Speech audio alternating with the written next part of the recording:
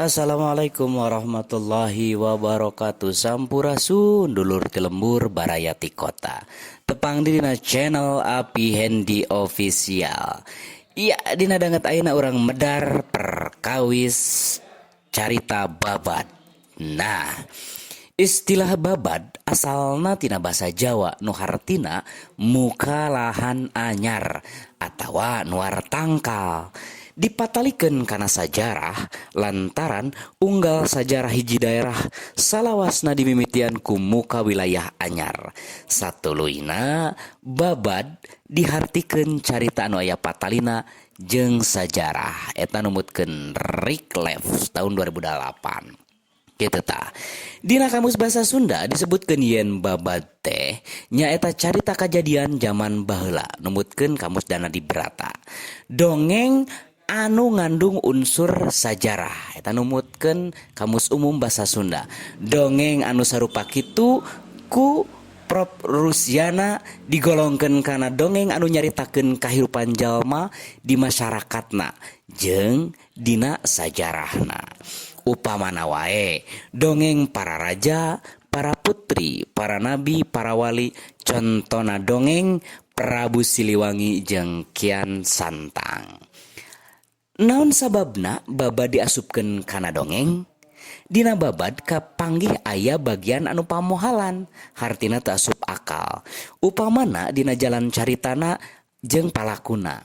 Ari dongeng kaasup kana golongan carita, umumna carita anu parondok.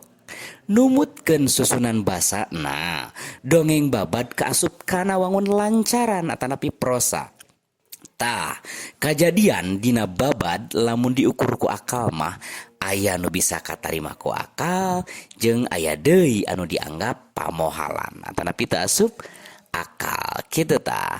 Carita babad teh ditulisna aya anu dina wangun wawacan, aya oge aya dina wangun prosa. Nuliskeunana biasana make aksara Sunda kuno, Arab pegon jeung Sunda Jawa atanapi cacarakan nya. Tapi aya oge anu ditulis make aksara Laten gitu. Nah, ieu sawatara judul carita babad. Aya babad Cikundul, babad Bogor, babad Galuh, aya babad Sukapura, babad Sumedang, babad Panjalu, babad Cirebon, babad Banten. Kitu tah. Eta sawatara judul carita babad. Nah, salajengna aya struktur dina carita babad. Nu kahiji aya jejer atanapi tema. Nyaeta inti pikiran atawa puseur implengan pangarang atawa inti pikiran anu aya dina hiji carita. Kitu tah. Tah, anu salajengna aya nu disebut amanat. Nyaeta pesen anu hayang ditepikeun ku pangarang kanu maca. Amanat teh aya anu nyamuni di satukangeun galur carita, aya oge anu dibejakeun langsung gitu. Salajengna anu disebut palaku atanapi tokohnya nyaeta ngaran-ngaran boh jalma boh sasatoan nganu ngalalakon dina hiji carita. Dumasar kana kalungguhanana palaku bisa dibagi jadi 3 rupa. Kahiji palaku utama, palaku kahiji disebut oge protagonis. Biasana ngabogaan karakter pikarespeun atanapi bager. Anu kadua palaku kadua atawa palaku tambahan nyaeta palaku anu marengan jadi lawan palaku utama nyaeta antagonis gitu tah. Anu katilu palaku tambahan nyaeta para palaku anu peranna teu pati penting, biasana dipika butuh pikeun ngalancarkeun carita atanapi ngahirupkeun suasana. Kitu tah. Anu salajeng anu disebut latar, nyoko kana waktu, tempat jeung suasana lumangsungna carita. Jadi latar waktu, latar tempat jeung latar suasana. Nah, lajeng nu kalima anu disebut galur. Galur alur atanapi plot. Nyaeta runtuyan kajadian anu ngawangun hiji carita. Unsur galur diantarana nyaeta bubuka atanapi manggala sastra, lajeng muncul masalah atanapi konflik, lajeng aya nu disebut masalah muncer atanapi klimaks, Lajeng ayat tahap ngarengsekeun masalah tanapi anti klimaks jeung pungkasan carita tanapi denouement gitu. Dumasarwandana galur aya nu disebut galur merele, anu disebut bobok tengah oge aya nu disebut galur mundur gitu tah. Lajeng nu kagenep anu disebut puseur sawangan atanapi sudut pandang atanapi point of view nyokok kana cara pangarang nyaritakeun palaku dina caritana. Aya puseur sawangan jalma katilu ditandaan ku kecap manehna, aya oge puseur sawangan jalma kahiji ditandaan ku kecap kuring. Nah rupina sakitu pedaran perkawis babadina danget ayeuna.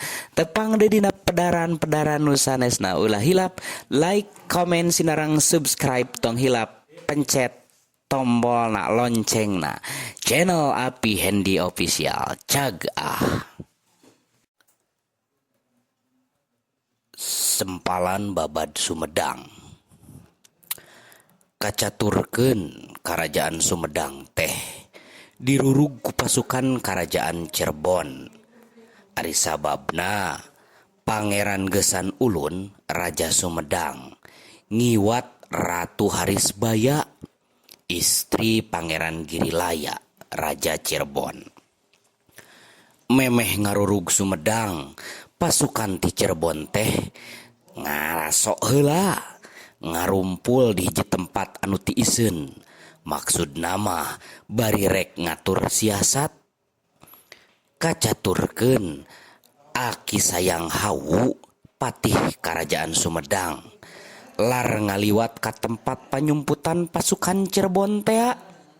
Kacida ruwaseunana tuluy bae Aki Sayang Hawu teh atuh nyamar jadi aki-aki baramaen. Lempangna oge jajari jegan bari mawa itek tuluy ngadeukeutan pasukan Cirebon teh. Ieu teh pasukan ti mana? Nah hanya rumput di dieu. Lamun Aki hayang nyaho kami teh ti Cirebon arek ngarurug Sumedang, arek maehan Prabu Gesan Ulun, ceuk salah seorang prajurit. Ngadenge jawaban kitu geuwat Aki Sayang Hawu indit. Kitu teh tetep we nyamar jadi aki-aki baramaen. Sanggeus jauh tinu ngumpul tea lempangna ngablesat kawas kilat. Maksudna rek geuwat bebeja ka Prabu Gesan Ulun. Sadatangna Poki Sayang Hawu unjukan, Kangjeng Prabu, di leuweung aya pasukan Cirebon rek ngarurug. Tapi teu kudu salempang, kuring siap jadi tameng.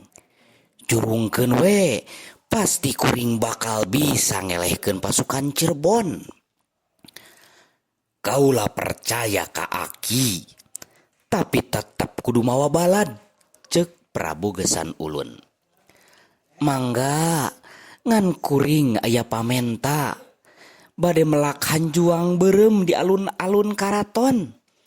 Eta teh pertanda mun eta hanjuang dauna garing tandana kuring eleh. Tapi mun eta hanjuang dauna angger hartina kuring masih keneh hirup. Heug, ceuk Prabu Gesan Ulun. Cedok Ki Sayang Hawu nyembah terus indit neangan hanjuang. Hanjuang teh dipelakeun di alun-alun. Geus kitu mah arindit dibaturan kutiluan Kinangganan, Ki Kondang Hapa jeung Ki Terong Peot. Kacaturkeun Ki Sayang Hawu jeung baturna nu tiluan geus nepi ka tempat pasukan Cirebon kumpul. Teu loba tatanya terwe perang campuh. Opatan ngalawan ratusan, tapi teu ieu eleh najan opatan oge. Lantaran Ki Sayang Hawu ngawatak ajian weduk banyu jeung halimunan. Ajian weduk banyu teh mun dikadek lir cai liput sapada harita. Ari halimunan mah bisa ngaleungit ngadadak. Antuk nama pasukan Cirebon teh eleh nungtutan lalumpatan ka mana daek. tuluy dibarerik kuno opatan Kisayang Hawu papisah jeung baturna anu tiluan sabab masing-masing jongjon ngabeberik musuh. Perangna tilu poe tilu peuting. Sareng sena perang nu tiluan tekung si panggih deui jeung Kisayang Hawu. Kinangganan anu pangheulana balik teh tuluy wae bebeja ka Prabu Gesan Ulun. Kajadian di pangperangan dicaritakeun taya nu kaliwat. Waktu Prabu Gesan Ulun nanyakeun ngeunaan Kisayang Hawu, kinangganan teu ngajawab. Da memang teu apaleun tea. Nya dicaritakeun we kajadian nu sabenerna. Boa perlaya, ceuk Prabu Gesan Ulun. Duka atuh, kirang terang lebah dinyana mah, tembal kinangganan. Ngadenge jawaban ti kinangganan kitu, hate Prabu Gesan Ulun mimiti dilimpudan ka sieun. Sieun pasukan Cirebon ngarebut karaton tur maehan dirina. Teulila terus wae ngajak pindah ka sakumna eusi nagara, ngajugjug ka suku Gunung Rengganis di daerah dayeuh luhur. Kacaturkeun Kisayang Hawu nu disang kanggeus perlaya saestuna mah waktu harita pahibut ngudag musuh Kisayang Hawu hanteu ngabeberik musuhna. Antukna Kisayang Hawu teh balik deui ka tempat perang mimiti bari neangan baturna nu tiluan tea. Digeroan eueuh wae. Panyangkana nu tiluan teh geus perlaya. Padahal kinangganan sabatur-batur mah baralik ti heula. Hatena sedih kacida. Geus puguh kitu mah tuluy we balik ka Sumedang. Ngan barang nepi ka Sumedang kasampak di karaton eueuh sasaha. Nagara ge tiiseun eueuh jelema saurang-urang acan. Nempo kaayaan kitu ras Kisayang Hawu teh inget kana jangjina ngeunaan tangkal hanjuang. Tuluy diteang tangkal hanjuang nu dipelaku manehna di alun-alun teh hirup keneh. Ceuk pikirna Prabu Gesan Ulun teh henteu nempo hanjuang, henteu nurut kana papatah aing. Tidinya terus indit neangan urang Sumedang nu arindit teuing ka mana.